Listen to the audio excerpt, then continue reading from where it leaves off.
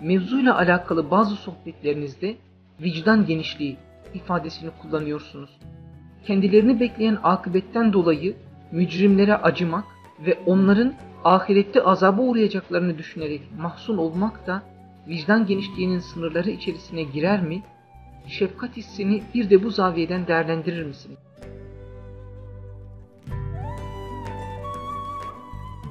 Aslında Allah vicdanı geniş yaratmıştır da belki insanlar onu havsalalarının darlığıyla daraltıyorlar. Netice itibariyle yani vicdan bir yönüyle kendi sistemiyle, mekanizmasıyla Allah'a bakıyor. İster latife-i Rabbaniyesiyle, ister hissiyle, ister şuuruyla, ister iradesiyle esasen zat-ı uluhiyete bakıyor. Yani kimisi bunların ebediyete bakıyor, kimisi öbür tarafta zat-ı uluhiyete bakıyor, kimisi cennet nimetlerine bakıyor. Hani bir latife-i Rabbaniye'nin değişik buğutları zaviyesinden, mesela bir sır ufkundan bakacak olursanız, sıfat-ı Sübhaniye'yi, Esma-i İlahi okuma ufku filan diyebileceğimiz, mesela bir hafi ufkundan bakacak olursanız, belki zat-ı bahti görme mülahazası söz konusu olacak. Bazılarının daha ötede bir buğut olarak ele aldıkları Akfa burcundan bakacak olursanız, temaşa aleminiz daha bir farklılaşacaktır. Bu açıdan da yani vicdan esasen ona bakması itibariyle onun rahmetinin genişliğinde bir genişliği haizdir yani. Onun rahmet. Biraz evvel bahsetmeye çalıştım ben. Eğer o bir arş-ı rahmansa bir yönüyle. Esas arş-ı rahman ona diyorlar yani. Arş Cenab-ı Hak enginliği malum. Yani bütün sistemler o arş-ı rahmanın yanında esas kürsi ile mukayese edecek olursak Efendimiz Sahih hadiste buyuruyor ki bütün sistemler, nebulalar kürsüye nispeten çöle atılmış ve halka mesabesinde kalır diyor. Sonra arşı ifade buyururken de diyor ki kürsi diyor arşa nispeten çöle atılmış ve halka mesabesinde kalır. Bu o meselenin kıymet harbiyesini, ihatasını, aynı zamanda tasarruf aleminin genişliğini, bu bir Cenab-ı Hakk'ın aynı zamanda kudret, irade ve meşiyetinin enginliğini ifade etme adına da bir remiz gibi bir şey oluyor. Bunları doğrudan doğruya tasavvura, taakkule gitmemek lazım bunlar. Çünkü bunlar hakaiki mücerrededir. Soyut hakikatler yani. Bunlar mevzuunda böyle müşahhas bir şey söylemek çok zordur. Ama o azameti, o ululuğu ifade etme adına Efendimizin hadislerine dayanarak öyle diyebiliriz. Şimdi işte eğer insanın kalbine bir arş deniyorsa bence bir o arşa bakmak lazım, bir de bu arşa bakmak lazım. Böyle bir genişliği var. Ha bu nasıl bir şey filan diyorsunuz. Hazreti Pir'in ifade ettiği gibi yani alemi maddenin şu kadarı alemi manevinin yani fizik ötesi alemlerin hatta psişik alemlerin hatta metapsişik alemlerin yani ruh ötesi alemlerin 1 milyonunu 1 trilyonunu istihab edebilir diyor yani. Şimdi bu zaviyeden bakmak lazım. O açıdan da yani siz o latife-i Rabbaniye dediğimiz yani vicdanın bir rüknü, vicdan enginliği dediğimiz bir mesele. Siz meseleye sadece kendi cismaniyetiniz açısından bakıyorsunuz. Fakat öyle bir enginliği haizdir ki milyonları, trilyonları içine alabilecek mahiyettedir.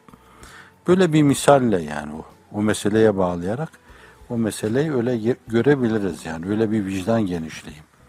Bir öyle bakıyoruz. Bir de vicdan genişliği derken hani Efendimiz sallallahu aleyhi ve sellemin Kur'an-ı Kerim'de geçen Allah'ın isimlerinden 2 ünvanı da Reuf ve Rahim.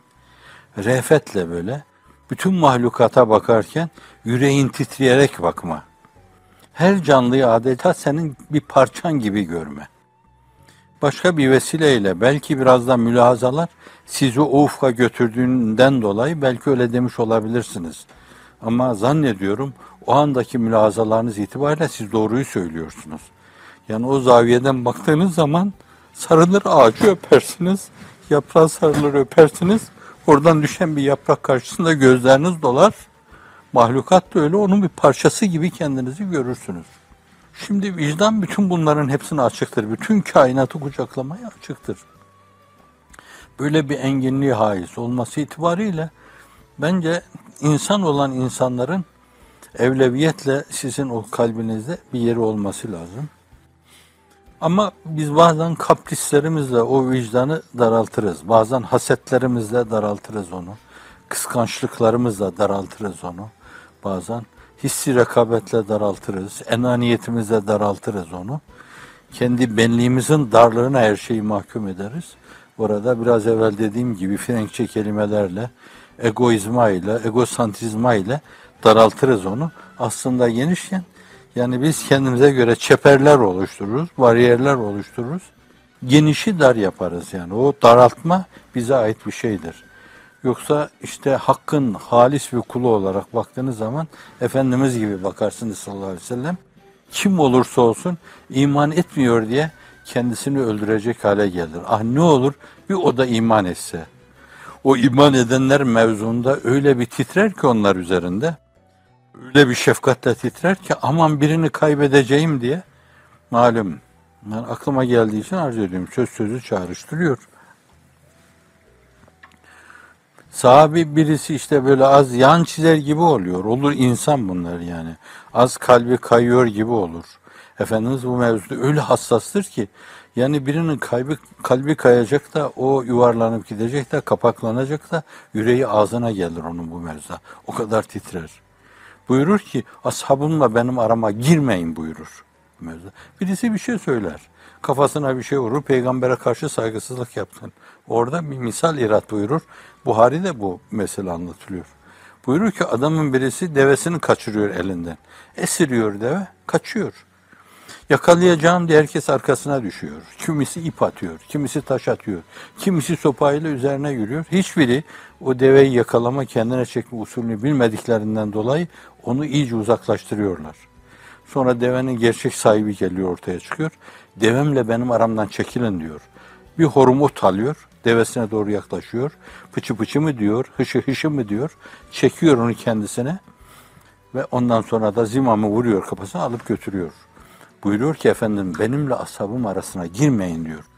Yani kazanılanlar üzerinde fevkalade bir hassasiyetle rauf, rahim, fevkalade bir şefkatle tir tir titriyor. Sonra o mevcudu koruyarak o mevcutla mefkuta avlama peşine düşüyor. Acaba şuna ben kendimi nasıl anlatırım? Şuna cennete giden yolu nasıl gösteririm? Şunu doğru yörüngeye nasıl alırım? Böylece aksın Allah'ın rızasını. İşte orada da Kur'an-ı Kerim'de bildiğiniz gibi bir yönüyle onu takdir, tevcil, diğer yönüyle de onu tadil manasına فَلَعَلَّكَ بَاخِيُونَ فَلَعَلَّكَ بَاخِيُونَ neydeyse kendini öldüreceksin diyor. İşte bu gerçek inkişaf etmiş bir vicdanın. Onun için o Frenkçe tabiri kullanmıyorum. Ben prototip demiyorum da. Fakat sizin içinizde ondan sonra o mevzuda böyle bir Mevlana gibi, bir Yunus Emre gibi, bir Yesevi gibi, bir Hazreti Pir-i Muğan, Şem-i Taban gibi herkese bağrını açan insana bu mevzuda prototip insan diyebilirsiniz yani. İnsanlığını inkişaf ettirmiş, hakiki insan diyebilirsiniz. Evet, bu mülahazaya kapalı, böyle düşünmeyen insanlar derecesine göre insani manada daralmış insanlardır. Daralmış, daralmış, daralmış, daralmış. Sadece kendi istihabı ölçüsünde kalmış. Kendi kadar kalmış hatta. Hatta neredeyse bir yönüyle kendini bile hazmedemeyecek hale gelmiş. Evet, o hale gelmiş. Vicdan genişliğine öyle bakmak lazım. Hani terminolojiye girmiş, oturmuş. Mülahazalarımızı o mevzuda onun üzerine bina ederek değerlendirdiğimiz zaman sizin aklınıza daha güzel şeyler gelebilir. Bu hususa bağlayarak ifade edebilirsiniz. Allahu alem. Günaha karşı tavır almak ayrı bir meseledir. Geçen gün çok kıymetli bir arkadaşımıza belki üslubumu ayarlayamadan konuştum. Günaha karşı tavır almak ayrı bir meseledir. Tavır usulü, üslubu ayrı bir meseledir. Günahkara karşı tavır almak ayrı bir meseledir. Yani Efendimizin de günahkara karşı belki tavrı vardır. Hani hatırlayacaksınız. Maiz gelip diyor ki zina ettim ben diyor. Müslim-i Şerif'te açıktan açığa bu yani en sahih Kur'an'dan sonra 2 hadis kitabından birisinde. Dön git diyor Allah'ın affetmeyeceği günah yoktur diyor. Siz böyle diyebilir misiniz yani bu mevzuda? Adam bir daha geliyor zorluyor. Bir daha gelip soruluyor. Şimdi Efendimiz hakem ve hakim burada. Mahkemeye gelip cürmünü ifade edince bu tabi onu aşar artık o mevzu. O mevzuda 4 defa o gelip kendisini arz edince Orada Allah'ın kanunu neyse onu uygulamak icap eder. Ondan kaçamaz yani. İtiraf var. Sizin modern hukuk sisteminizde buna amirdir. Evet, neyse mukayeseye girmeyelim yani. Sizin modern hukukunuz ne oluyor, kaç para eder, ne yazar yani. Şimdi ama Efendimiz sallallahu aleyhi ve sellem arkadan Gamidiyeli kadın geliyor, ona da aynı şeyi söylüyor. Kadın o mevzuda çok kararlı cezasını çekmeye. Bir cürüm işlemiş, bir yönüyle toplumun bir uzvu olarak orada arızalanmış. Bu toplum benim gibi arızalı bir parçayı taşımamalı diyor. Ben arınmalıyım diyor burada. Efendimiz ona aynı şeyi söyleyince dön git tövbe et diyor. Allah'ın affetmeyeceği günah yoktur. Kadın dönüyor çok ciddi bir tavır alarak. Maizi başından savduğun gibi benizi savmak mı istiyorsun diyor. Evet, bu bir itiraftır. Şimdi Efendimiz bu mevzuda herkes hakkında çok fevkalade şefkatli davranır. İşte biraz evvel ashabımla benim arama girmeyin. Malum adını vermeyeceğim ben o zatın da böyle çok defa koruk gibi şeyler içiyor. Biraz fazla kaçırdığından dolayı sekir de veriyor. Sahabe-i kiram da hitap ediyor. Hırpalıyorlar, dövüyorlar, vuruyorlar onu her defasında. Bir keresinde bir tanesi kafasına bir şey vururken de Allah cezanı versin senin diyor. Allah'ın belası. Utanmıyor musun? Her gün böyle geliyorsun sen buraya diyor. Allah Resulü kaşlarını çatıyor. Onu öyle demeyin diyor. O Allah ve peygamberi çok sever diyor. Şimdi böyle koruyucu bir hava. Esas önemli olan koruyucu bir hava. Bakın bunlar insana karşı bir tavırdır. Kurtarılması gerekli olan insana karşı bir tavrın ifadesidir. Ama günaha karşı tavra gelince esasen o mevzuda kararlı olmalıyız. Ona giden yolları kesmeliyiz. İnsanlar ona gitmemeli, ulaşamamalı. İnsanları olumlu şeylerle meşgul etmeliyiz. Sürekli onların kalplerinde böyle onları terakkiye götürebilecek nurdan helezonlar oluşturmalıyız. Ve hakikaten zevk-ü ruhani ile insanlar sürekli hep böyle bir tırmanma içinde olmalı. Yükseldikçe çıtayı da yükseltmeliler. Allah'a doğru yükselme mevzunda bir türlü doyma bilmemeliler. Şimdi bu meselenin bir yanıdır. Bir yönüyle de günah şeylerini kapamalı. Ağır şartlara bağlamalı. Mesela diyelim ki hani sigara bir günahsa, sigara içiyorsa, zararlı meşrubat bir günahsa tahdit koymalı. Hani günümüzde demokrasi falan diyorlar. İsteyen sigara içebilir, isteyen pipo içebilir, isteyen nedir nargile içebilir, isteyen de zararlı meşrubat içebilir. Fakat ağır şartlar getirilmeli bence. Bunlara çok kolay ulaşma imkanı vermemeli. Hele genç yaşta için vermemeli. Bir diğer taraftan da rehabilite etmek suretiyle insanların günaha girmesine meydan vermemeli. Bir diğer taraftan bu insanlar irşad edilmeli. Hani benim arkadaşımıza dediğimiz şey de şuydu. Hani şefkat cehenneme gidene karşı insanın şefkatine dokunuyor. Doğru, şefkate dokunmalı.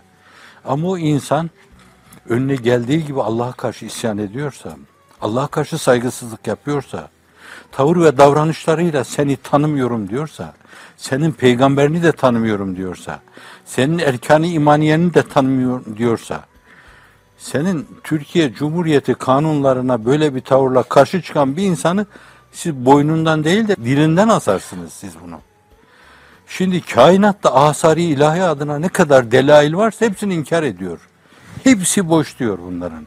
Allah'a karşı öyle bir cinayet işliyor ki bu 1000 tane cinayet gibi bir şey oluyor.